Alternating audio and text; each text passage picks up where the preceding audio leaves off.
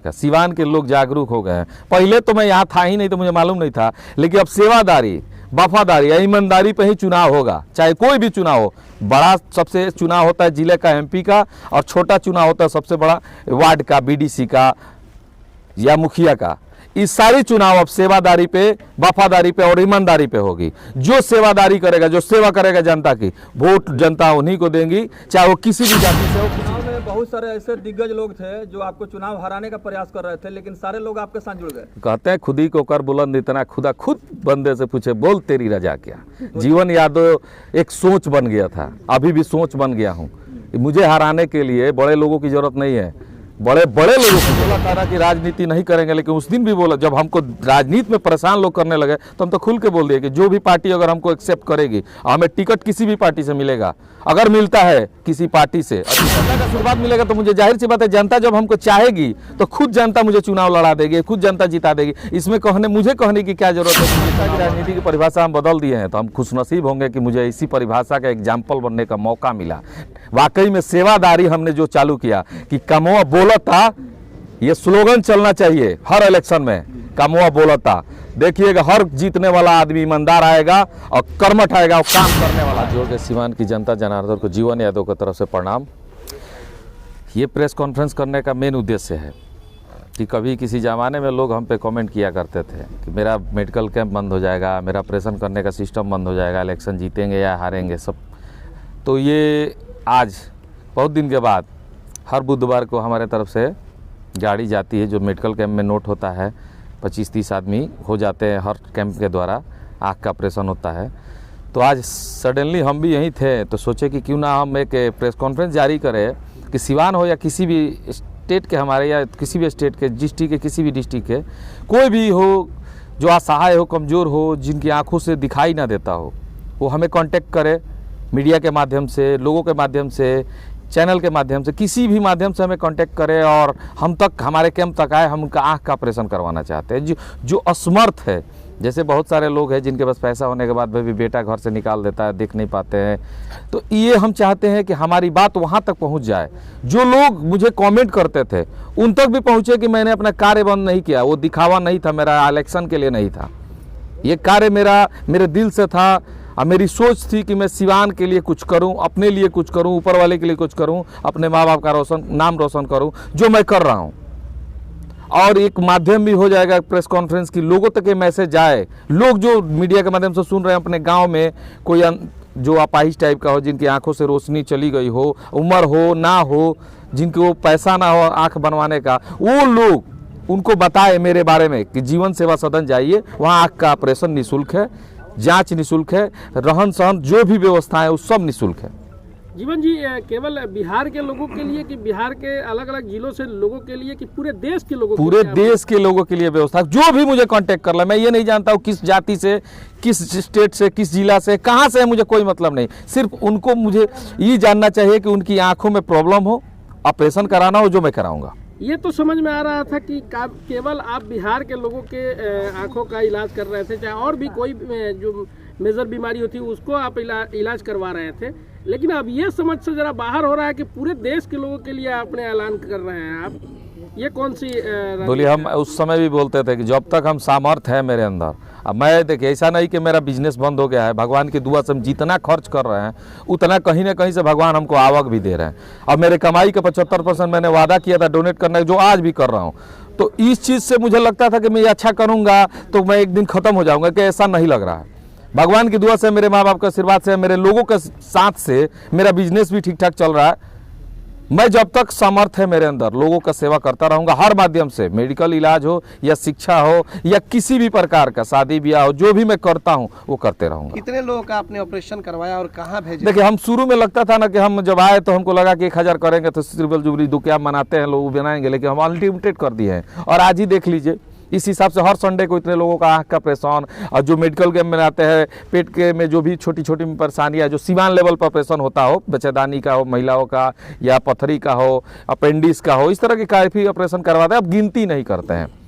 एक ऑपरेशन कराने में कितना खर्च आता होगा लगभग? नियर अबाउट 50% डिस्काउंट पे डॉक्टर जो सिवान के हैं मुझे ऑपरेशन करके देते हैं, बाहर भेजते हैं, हर जगह कंसेशन है। ये है कि मेरे जीवन सेवा सदन से जो भी जुड़ा है, ऑपरेशन अगर कराता है या कोई भी इलाज कराता है कहीं दूसरे जगह के, तो डॉक्टर लोग कॉपरेट कर रहे हैं। 50% डिस्काउंट तो ऐसा ही मेरा है, चाहे गोरखपुर हो या पटना हो।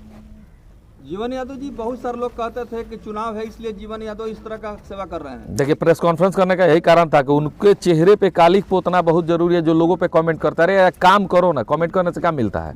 तुम भी काम करो, कम से कम 10 लोग आँख का ऑपरेशन कराओगे तो अगल बगल में मोहताज नहीं रहोगे पहचान के, और लोगों पे फेसबुक पे लिखने की जरूरत नहीं पड़ेगी, तुम्हें भी लोग जानेंगे कि तुम अच्छा काम करते हो। जीवन जी, ये तो रहा सवाल आँख का ऑपरेशन वगैरह, चलिए ये तो चलता रहेगा आपका।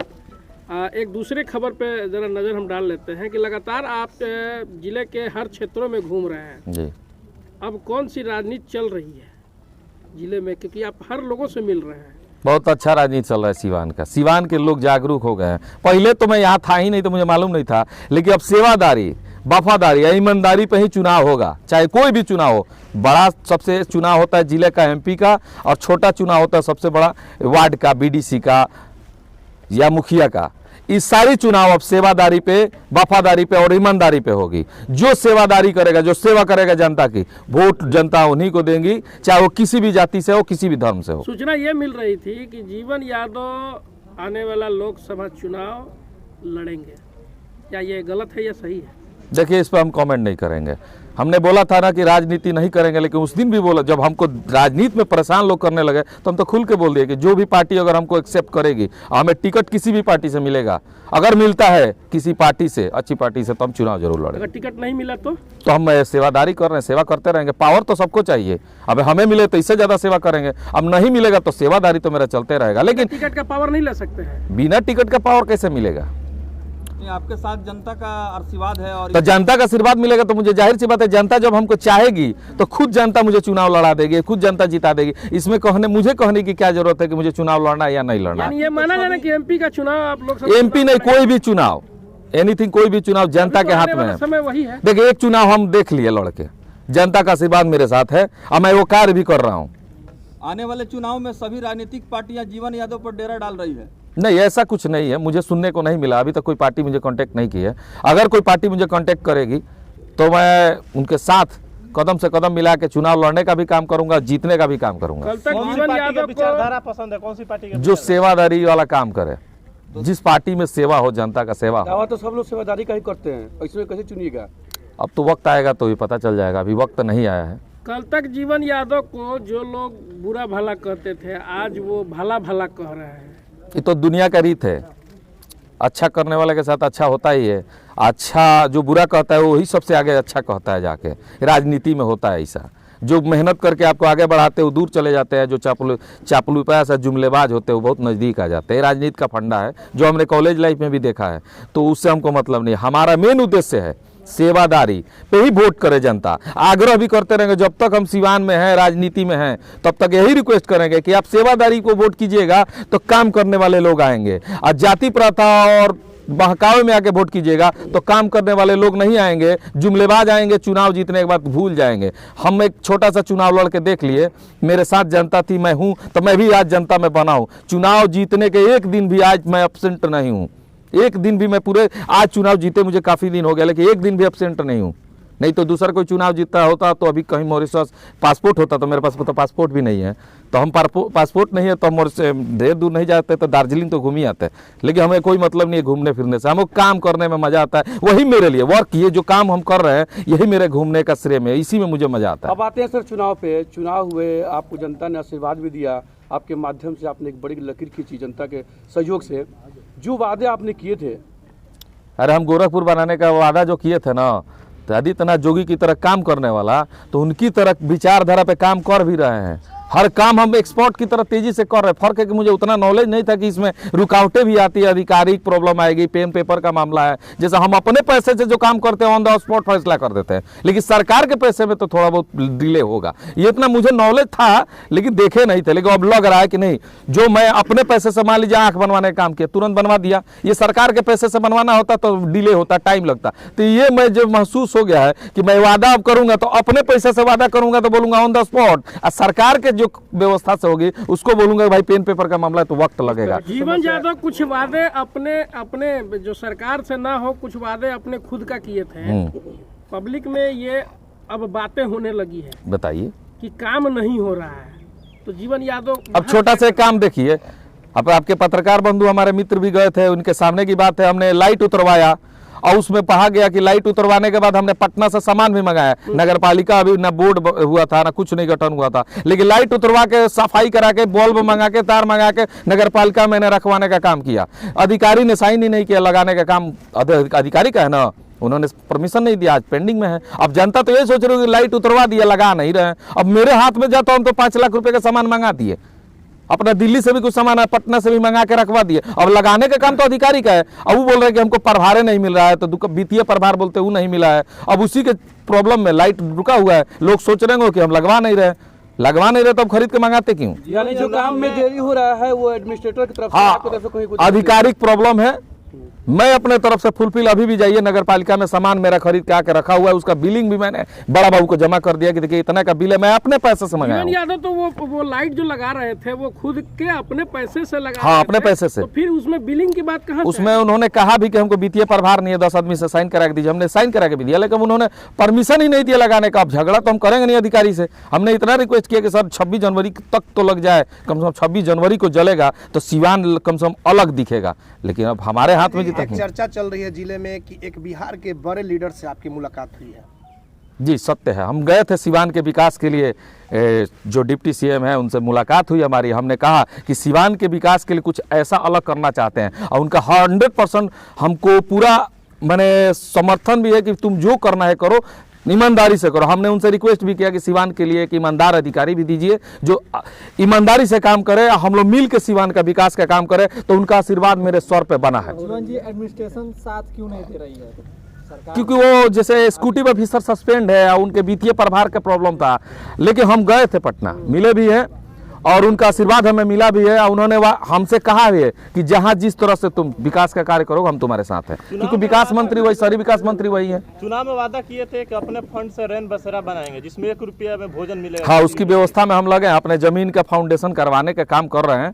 थोड़ा सा नगर पालिका पहले सुचारू रूप से चालू हो जाए, लोगों को जो वादा किए थे लोगों को दिखने लगे, नहीं तो लोगों का भरोसा जब हमसे उठेगा ना तो राजनीति में फिर कोई किसी से वोट मांगने का काम नहीं करेगा। जी, आपने कहा कि तेजस्वी यादव जी से डिप्टी सीएम से मुलाकात हुई थी, क्या आने वाले भविष्य के बारे में कुछ बातें हुई थी, पॉलिटिकल कुछ? नहीं, सिर्फ हमने सिवान के विकास पे बात किया, उनसे रिक्वेस्ट किया कि सिवान के लिए हम कुछ नया करना चाहते हैं, और उन्होंने हमको आशीर्वाद भी दिया।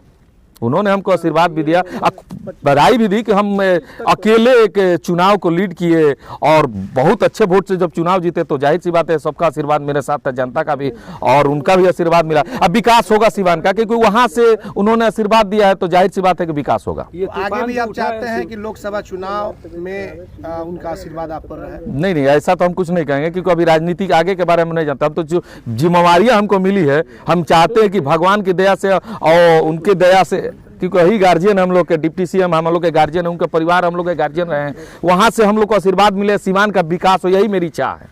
आपके चुनाव में बहुत सारे ऐसे दिग्गज लोग थे जो आपको चुनाव हराने का प्रयास कर रहे थे, लेकिन सारे लोग आपके साथ जुड़ गए। कहते हैं खुद ही को कर बुलंद इतना, खुदा खुद बंदे से पूछे बोल तेरी रजा क्या। जीवन यादव एक सोच बन गया था, अभी भी सोच बन गया हूँ। मुझे हराने के लिए बड़े लोगों की जरूरत नहीं है, बड़े बड़े लोगों की जरूरत पड़ेगी। तो राजनीति के परिभाषा को जीवन यादव आपने बदलने का काम किया है, समाज सेवा कर। अगर ऐसा लगता है कि राजनीति की परिभाषा हम बदल दिए हैं, तो हम खुशनसीब होंगे कि मुझे इसी परिभाषा का एग्जाम्पल बनने का मौका मिला। वाकई में सेवादारी हमने जो चालू किया कि कमवा बोलता, ये स्लोगन चलना चाहिए हर इलेक्शन में, कमवा बोलता। देखिएगा हर जीतने वाला आदमी ईमानदार आएगा और कर्मठ आएगा और काम करने वाला आएगा। जीवन जी, कल पहली बैठक होने वाली है नगर परिषद में, क्या होगा, क्या कुछ आप लोगों ने सोचा? इसी विकास के मुद्दे पर बैठक होने वाली है, उसमें सभी जो यहाँ के सिवान के बड़े नेता हैं, छोटे लीडर है, सबको वहाँ बुलाहट है, वो लोग बैठेंगे और सिवान के विकास पे चर्चा करेंगे। अब जिला का भ्रमण कर रहे हैं और लोगों को मिलने में आपसे दिक्कत हो रही है, यहाँ पे मिलने का कोई समय आप निर्धारित? हाँ, निर्धारित कर दिए हैं। मंगलवार बृहस्पतिवार और शनिवार 3 दिन हम अपने कार्यालय पर लोगों से मिलेंगे। जनता दर्शन उसका नाम है, जनता दर्शन 9 बजे से लेकर 12 बजे के बीच हम जनता दर्शन करेंगे, लोगों की समस्याएं सुनेंगे, जितना हो सके अपने स्तर से करेंगे। उसमें नगर पालिका का मुद्दा नहीं है, सिवान के कोई भी, जैसे आंखें बनवाने के लिए कोई आएगा तो हम यहाँ बैठ के अपने खुद नोट करेंगे। कोई बीमार आ गया, किसी की शादी हो गई बेटी की, तो कोई भी परेशानी हो, यहाँ बैठ के हम 3 घंटा 3 दिन जरूर सुनेंगे। तो ये पूरे जिले के लोग आ सकते हैं? पूरे बिहार के लोग आ सकते हैं अपनी प्रॉब्लम लेके। जो लोग मेरे पर भरोसा करते हैं, मेरे दरवाजे पे आएंगे, मैं जनता दर्शन करके उनको पहले सेवा करूंगा, उसके बाद उनका काम करूंगा।